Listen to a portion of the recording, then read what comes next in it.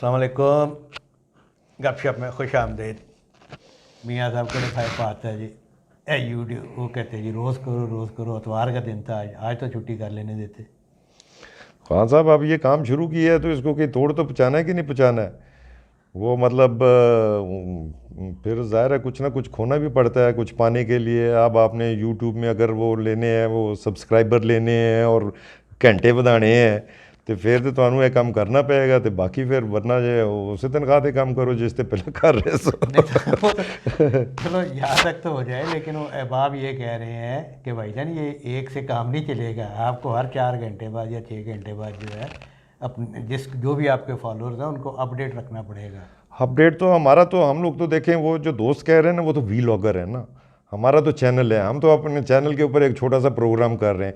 इस पे और भी प्रोग्राम होते हैं, लोगों को और भी, वो कोई पंजाबी के हैं, अभी हमने पश्तो में शुरू करने हैं और ज़बानों में भी शुरू करने हैं, तो लोगों को चॉइस मिलती रहेगी। तो हम भी कोशिश करेंगे पे अपना गपशप को कैरी ऑन बिल्कुल मतलब कंटिन्यूस रखें। तो फिर आज आज छुट्टी का दिन है, छुट्टी का दिन है जी। गपशप क्या है जी, उधर अतवार बाज़ार गए हैं, उधर तो अपना जो है ना वो बंदे के आप धुएँ निकल जाते हैं जी। मुझे तो बड़ा अपना मतलब हम चले अल्लाह का शुक्र है, बहुत अल्लाह का शुक्र है पे हम लोग जो है अपना हमारे में इस्तात है, अपना ख़रीद लेते हैं। वरना जो गरीब लोग हैं उन पे तो बहुत बहुत अपना खौफनाक सूरत हाल है, तरस आता है। ये जो मैं बात कर रहा हूँ, ये जो प्राइस हाइक और जो लोगों की मिजरीज़ हैं, इसके ऊपर तो हम इसके ऊपर अलग प्रोग्राम करेंगे।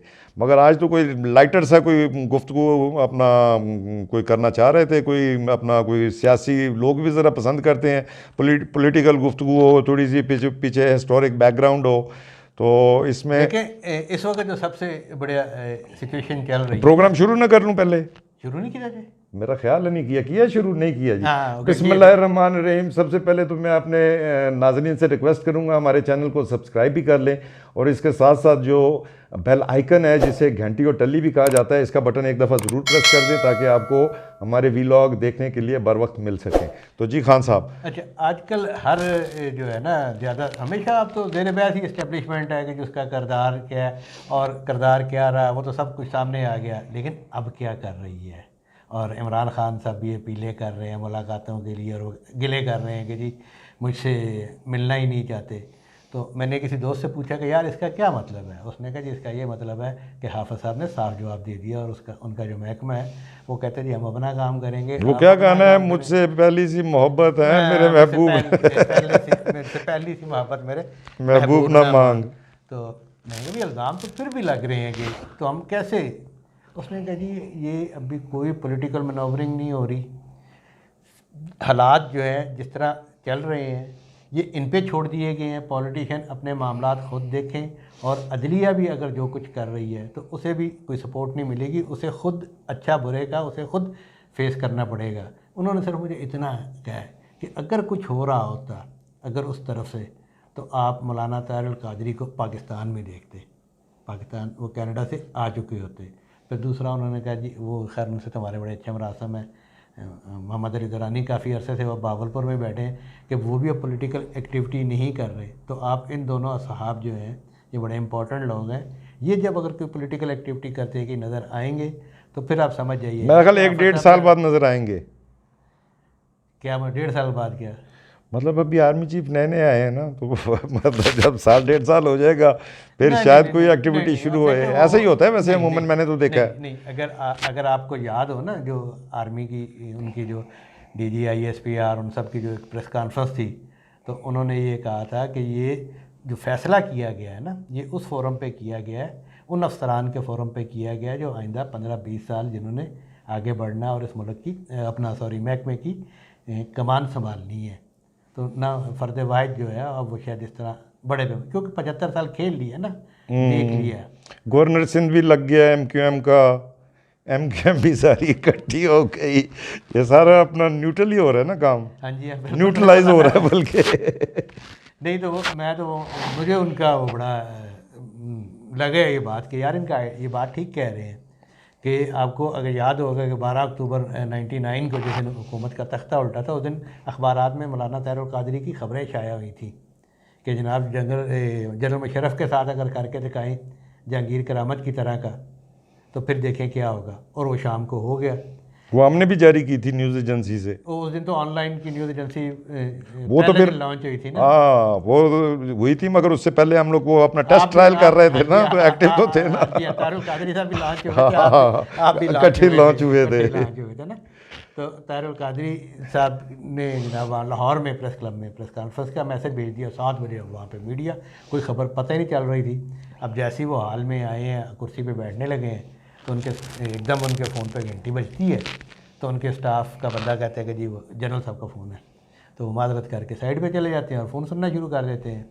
जब वापस आते हैं तो एक शरारती रिपोर्टर खड़ा हो जाता है वहाँ पे। मसला वो कहता है जी पहले मैं बात करूँगा, मौलाना कहते हैं पहले मैं बात करूँगा। बहरहाल वो उस रिपोर्टर को मिल गया सवाल पहले। उसने कहा जी मैं तो सिर्फ ये पूछना चाह रहा हूँ कि हम सब के मोबाइल जो है वो जैम है, आपके पास किस कंपनी का और किसका मोबाइल है जिस पे घंटी आई ईयरफोन आया। तो उन्होंने बड़ा हंस के कहा समझा करें ना, जिनका फ़ोन जिन्होंने बात करनी होती है वो जैमर में भी कर लेते हैं। फिर उसके बाद वो मुशर्रफ के रेफरेंडम के चीफ कंपेनर रहे और बड़ी उन्होंने सपोर्ट की।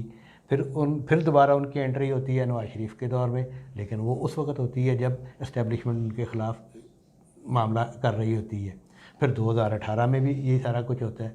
तो उनकी तमाम एक्टिविटीज़ जो हैं वो यही इशारा करती हैं कि वो उधर से हैं। तो अभी हम इंतज़ार करें, अब ये जब ये इस किस्म के करैक्टर जो हैं एक्टिव होंगे तो फिर सिर्फ यही बैरोमीटर रह गया है। ये आपने एक दो इस तरह के नाम और नहीं कई है, हैं, लेकिन उन्होंने और भी बहुत सारे हैं। कि गुज़श्ता 10-12 साल से आप इमरान बरसाती खान मेंढकों की बात कर रहे हैं मेरा ख्याल है, आप जो मर्जी उन्हें कह लें, जो कोई सीज़न आता है और फिर निकलाते जब वो हैं। सीज़न बनाते हैं और वो फिर वो आते हैं। हाँ। लेकिन इमरान खान के साथ भी वो सियासी कज़न के तौर पर यहाँ पर आए। बिल्कुल आए थे, मुझे तो खुद एक दफ़ा मैं खुद भी इनके साथ आया हूँ जी, लंदन से, बड़ी धूमधाम से। जब वो धूमधाम से धरना देना था। हाँ, धरना देना था, उससे पहले आए थे। और पर उस वक्त हुकूमत की टांगें कांप रही थी, नवाज शरीफ की गवर्नमेंट थी और वो डरे डरे। हाँ, वो आना तो हमने इस्लामाबाद था और वो फ़्लाइट जो है डाइवर्ट हो गई थी लाहौर। और वो भी जहाज़ के अंदर के जो मनाज़र थे वो तो उससे पहले जो हम लोग फ्लाई करके हैं लंदन से और फिर दुबई से ऑनवर्ड, तो उसमें तो वो कादरी साहब से इंटरेक्शन होता रहा। तो वो तो बड़े अपना वो बड़े अपना कंसर्न होते थे अपनी फ़ोटो के बारे में, मेरी ऐसी तस्वीर बनाएं, ऐसी बनाएं। मैं खुद उनकी फ़ोटो शूट करता रहूँ जहाज़ के अंदर, और वो बाकायदा खुद ही पोज बनाते थे, ऐसे बनाए, मुझे नहीं कहना पड़ता था। और वो बाकी जो है वो जर्नलिस्टों को जो है वो बाकायदा हदायत देते थे पे जी वाह ये ऐसे टिकर बनाए, ऐसे। उनको कमांड तो है ना अपने उसके लैंग्वेज के ऊपर, तो वो है। और यहाँ पे जब आलम दीन तो है, मगर मैं आलम दीन मैं सिर्फ ये एक छोटा सा वाक़या बताता हूँ। उससे पहले मैं भी आलम दीन ही समझता था, मगर मैं अभी वो बहुत बड़े अल्फाज नहीं कहना चाहता। मगर जो उस दिन जहाज़ के अंदर हुआ था, जहाज़ को यहाँ पे पहले तो इन्होंने अपना यहाँ की अथॉरिटीज़ ने लैंड नहीं होने दिया, उसको डाइवर्ट कर दिया लाहौर। जब लाहौर उतरने लगा तो उनके जो वो सारे वर्कर्स और कारकुन थे, उन्होंने उनको हदायत दी पे जहाज़ से कोई बंदा नहीं उतरेगा, जहाज़ के दरवाजे सारे बंद कर दो।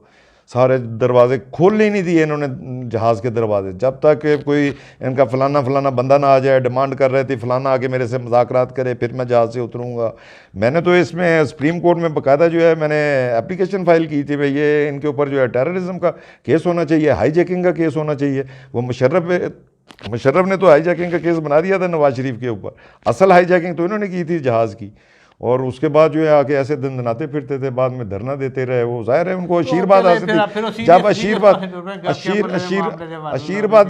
आशीर्वाद हासिल हो तो फिर इस किस्म की हरकतें करते हैं। अब ये मुझे ऐसी हरकतें करके दिखाएं ना। तो वो तो मैं सिर्फ यही अपने नाजरीन को और सबको बताने की कि भी इस तरह के जो करैक्टर हैं ये जो मंजर से गायब हुए हुए हैं, ये जब आपके सामने आए तो आपको महसूस पता लग जाना चाहिए कि अब गेम शुरू हो गई है। अब हमारे दोस्त मोहम्मद अली दुरानी, उनकी आखिरी पॉलिटिकल एक्टिविटी जो है वो गालिबन दिसंबर 2020 की है, जब अपोजिशन जो इधर मौलाना फजलुर रहमान आए हुए थे इस्लामाबाद, जब हाँ जी फजलुर रहमान साहब का धरना चल रहा था, और बड़ा एक था प्रेशर था कि शायद असम्बलियों से इस्तीफे दे दे। वो एक्टिविटी जो है वो उन्होंने आखिरी की थी। वो इसमें मौलाना फजलुर रहमान इनसे भी मिले थे, फिर वो कोट लखपत जेल में जाके शहबाज शरीफ से भी मिले थे, शहबाज शरीफ से भी मिले थे। और उसके बाद जो है वो जो उस वक़्त की वो तहरीक थी वो थोड़ी सी नरम पड़ी थी, और वही कहा जाता था कि उन्हें कोई मैसेज जो है वो उन्होंने कोई पैगाम रसानी की है। तो गपशप ਨੂੰ ख़त्म करिए जी, तो आ रहा है कोई जाके ठीक है, चलें बाकी डंग वो टपाना से टपाता, ठीक है। लेकिन यह है कि इसमें भी जो है खाली डंग नहीं टपाया, सिर्फ देखने वाले को कि आप इन चीज़ों को भी देखा करें कि फ़लाँ करैक्टर जो है वो किधर की तरफ मूव कर रहा है।